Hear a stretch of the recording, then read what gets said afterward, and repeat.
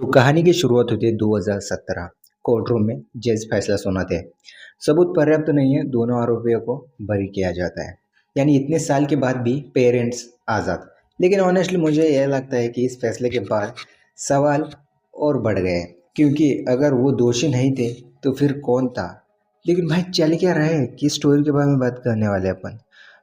तो चले 2013 के टाइम में पूरा देश डिवाइडेड था। कुछ लोग बोल रहे थे कि 100% पेरेंट का हाथ है, और कुछ लोग बोल रहे थे कि एक माँ बाप इतना कठोर कभी भी नहीं हो सकता, और ये सारी गलतियाँ केस इन्वेस्टिगेशन की गलती है, ऐसा बोल रहे थे।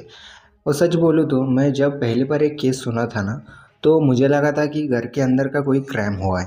तो ऑब्वियसली घर के अंदर क्राइम हुआ है तो ऑब्वियसली घर का ही कोई इसमें इन्वॉल्व होगा।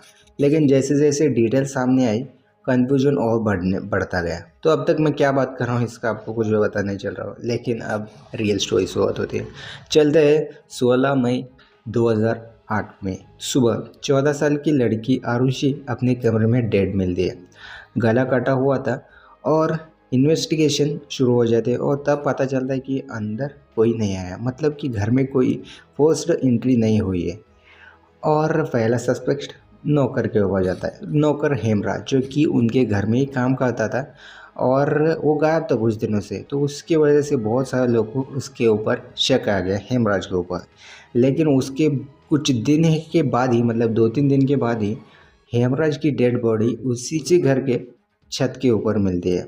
एंड इसके बाद और भी ज़्यादा कन्फ्यूजन, क्योंकि अगर हेमराज का हाथ नहीं था तो फिर कोई घर वालों का ही हाथ होगा।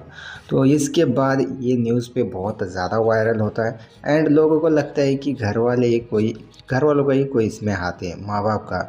और सारे लोग माँ बाप को ही ब्लेम करने लगते हैं, और पेरेंट्स पर शक गया और ऑनर किलिंग थ्योरी सामने आई। लेकिन सॉलिड डायरेक्ट प्रूफ नहीं है तो भी, और इस केस का कोई भी मतलब ऐसा पता नहीं चल पाया। बाद में ये केस क्लोज हो गया। माँ बाप के ऊपर जो एलिगेशन लगे थे वो नहीं, कोई प्रूफ नहीं था, तो उनको भी इसके अंदर शिक्षा नहीं मिली।